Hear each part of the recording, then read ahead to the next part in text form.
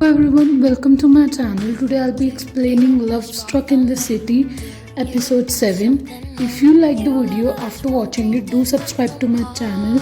So let's get started. ज़्यादा drink की हुई होती है और अभी ब्रेकअप हुआ होता है उसका, जिसके बाद वो एज ऑलवेज उससे लड़ने लगती है और उसके पहने हुए वो कपड़े जो सूयंग ने गिफ्ट किए हैं वापस मांगती है। जैकेट और जूतों पर नहीं रुकती, वो उससे बोलती है कि पैंट भी उतार क्योंकि वो भी मैंने गिफ्ट की थी। एक्स को भी ये सब देख के गुस्सा आ जाता है, वो भी सूयंग को दिया हुआ बैग वापस मांगता है। हमें बताते हैं कि उसने 1 साल पहले ही सूयंग को किसी और आदमी से ऐसे ही झगड़ते हुए देखा। उदोंग कैमरे में बताता है कि कैसे गिफ्ट की हुई चीज डोनेशन में आती है और आप उसे वापस नहीं ले सकते। उदोंग सूयंग का केस सॉल्व करके बैठा ही होता है कि सामने से बहुत ड्रिंक किया हुआ पाक जेवॉन आ जाता है।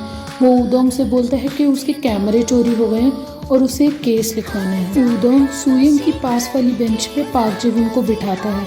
अब पाक जेवॉन उसे पूरी कहानी बताने लगता है कि कैसे उसके पास 3 कैमरास थे जो उसके लिए बहुत स्पेशल हैं क्योंकि उसने वो अपनी फर्स्ट सैलरी में से खरीदे थे। जब वो नूदन को बताता है कि जिस औरत ने वो चुराए हैं वो और कोई नहीं, अब वो नाम लेने वाला होता है कि उससे पहले पुलिस ऑफिसर योन सोना बोल देते हैं। जब उन पुलिस वालों को बोलता है कि वो उससे पहली बार, अब उसके फिर से जवाब देने से पहले पुलिस ऑफिसर बोल देते हैं कि हाँ हमें पता है, तो मुझसे पहली बार यांग में बीच पर मिली थी। ये बात बोलकर पाक जेवॉन बच्चों की तरह रोने लगता है। फाइनली पाक जेवॉन उदोंग से पूछता है कि आपको ये सब कैसे पता, आपको मेरा नाम कैसे पता, जिस पर उदोंग बोलते हैं मुझे तो ये भी पता है कि तुम आर्किटेक्ट हो। उदोंग एक पुलिस डायरी निकाल कर लाता है जिसमें डेट्स लिखी हुई होती है। वो पाक जेवॉन को दिखाता है कि वो पहले भी 6 बार यहाँ आ चुका है और यही पूरी एग्जैक्ट स्टोरी उन्हें सुना चुका है। उदोंग बोलता है कि प्लीज़ यहाँ आना बंद करो और उसके कलीग बोलते हैं कि क्या हमने तुम्हारे साथ कुछ बुरा करा है जो तुम हर बार हमें परेशान करने आ जाते हो। उदोंग पाक जेवॉन से बोलता है कि उसे योनसोनो को ढूंढने के लिए उसका एड्रेस या नंबर चाहिए, जिस पे पाक जेवॉन बोलता है मुझे ये पता है, वो बहुत सुंदर है, कैसे वो मुझे सोंगडुंग में मिली थी और उसने अपना स्टाइल बिल्कुल बदल दिया है, पर वो आज भी सुंदर लग रही थी। दूसरी जगह उनको रिनी और कांगयुन का इंटरव्यू चल रहा होता है। वो बताते हैं कैसे वो बचपन के दोस्त हैं, हमेशा से इसी एरिया में रहे हैं। उनसे क्वेश्चन पूछा जाता है कि वो 2 साल से किसी को डेट क्यों नहीं कर रहा। अब वो बताता है कि मैं इन लोगों की वजह से किसी को डेट नहीं कर रहा, ये सच है चाहे आप मानो या ना मानो। कांगयुन को पास्ट में 4 साल पहले दिखाया जाता है। वो एक कैफे में बैठकर अपना काम कर रहा होता है कि वहाँ सूयंग आ जाती है। कांगयुन के पास आकर बैठ जाती है और उससे पूछती है तुझे मैं या रिनी और मैं या उन्हों में से कौन पसंद है। वो बोलता है मुझे तू भी पसंद है, रिनी भी पसंद है और उन ओ भी पसंद। कांगयुन उससे पूछता है कि क्या वो ये पूछ रही है कि वो प्यार या दोस्ती में से क्या चुनेगा। उन सूयंग को बताता है कि कैसे वो उसे अपनी गर्लफ्रेंड की तरह और रिनी और उन ओ को उसके बेस्ट फ्रेंड्स की तरह पसंद करता है। उनको कांगयुन का ये जवाब ज़्यादा पसंद नहीं आता।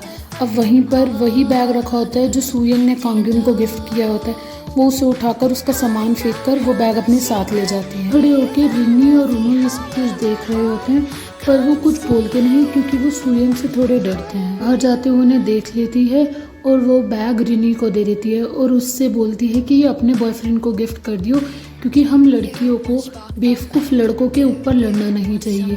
फिर से प्रेजेंट में दिखाया जाता है। वो बोलते हैं कि सूयंग तो बहुत कूल है और कमी कुछ ना कुछ कांगयुन में ही पीछे नहीं रहता। वो बोलता है कि सूयंग को पता नहीं कैसे लगा कि वो कभी इन दोनों को पसंद करेंगे। रिनी भी बोलते हैं कि वो कभी कांगयुन को भी पसंद नहीं करेंगे, उस लड़के को जो बचपन में लड़कियों जैसे कपड़े पहनता था। सूयंग और रिनी कांगयुन के आसपास पागलों की तरह डांस। कांगयुन पे एक फ़ोन आता है कि पाक जेवॉन जेल में है।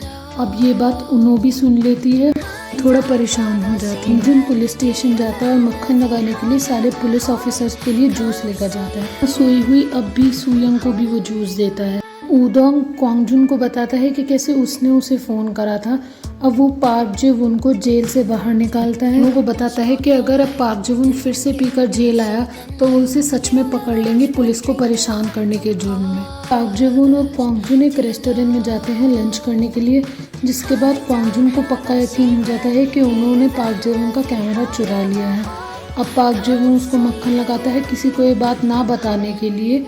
डील करते हैं कि कैसे सारी मीटिंग्स और कंस्ट्रक्शन का काम 1 महीने तक पाक जेवॉन संभालेगा। होने के बाद भी कांगयुन सारी बात रिनी को बता देता है और पाक जेवॉन उसे बस घूरता रहता है।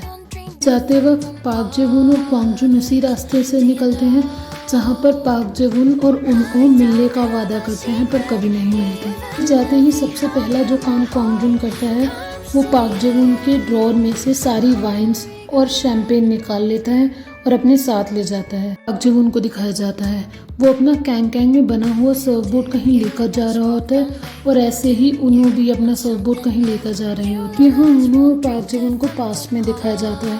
वो एक दूसरे का सर्फबोर्ड बनाते हुए बहुत खुश होते हैं और एक दूसरे के फेस को भी कलर कर देते हैं। पूरा काम खत्म करने के बाद पाक जे-वून उन्हों को गिफ्ट करता है जिससे वो दोनों बहुत खुश होते हैं। अब अगले ही दिन वो दोनों वो सर्फबोर्ड लेकर निकल पड़ते हैं सर्फिंग के लिए। पाक जे-वून और उन्हों को फिर से प्रेजेंट में दिखाते हैं। वो दोनों अपना सर्फबोर्ड लेकर कहीं जा रहे होते हैं। एट द एंड वो दोनों अलग अलग दुकानों पर पहुंचते हैं अपना सर्फबोर्ड फेंकने के लिए। घर पे बैठी हुई लेडी पाक जे-वून को एक स्लिप लेने को बोलती है जिसके बाद वो अपना सर्फबोर्ड बिना किसी दिक्कत के फेंक पाएगा और यहीं उन्हों को भी एक स्लिप मिलती है। भर ही रही होती है कि काउंटर पे बैठा आदमी उससे बोलता है कि अगर ये आपको फेंकना है तो उसे ही दे दे।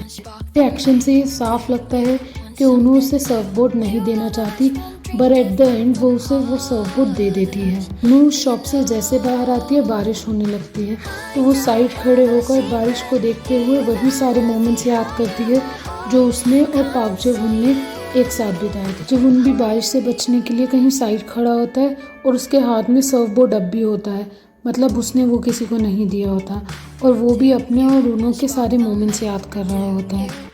बीच में पाक जे-वून बताता है कि कैसे वो सर्फबोर्ड को चाह कर भी फेंक नहीं पाया क्योंकि उसकी कई यादें उसके साथ जुड़ी हुई हैं। क्वांग जुन को अपने एक कलीग के साथ दिखाया जाता है। वो उसे बताता है कि कैसे सारा काम उन्हें संभालना है क्योंकि उनका बॉस तो 2 महीने के प्यार के लिए एक लड़की के पीछे नशेड़ी हो चुका है। जे-वून क्वांग जुन से पूछता है कि उसकी गाड़ी कहाँ है क्योंकि उसकी गाड़ी के डैशबोर्ड में एक कैमरा है जिसमें वो पक्का कैप्चर हुई होगी उस दिन।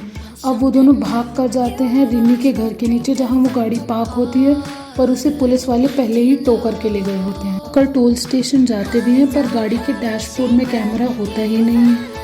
अब पाक जे-वून की गाड़ी को टोल करवाने वाला और कोई नहीं वो ही होती है। फॉर टुडेज एपिसोड आपको कैसा लगा आप कमेंट सेक्शन में ज़रूर बताएं। So until next time bye bye.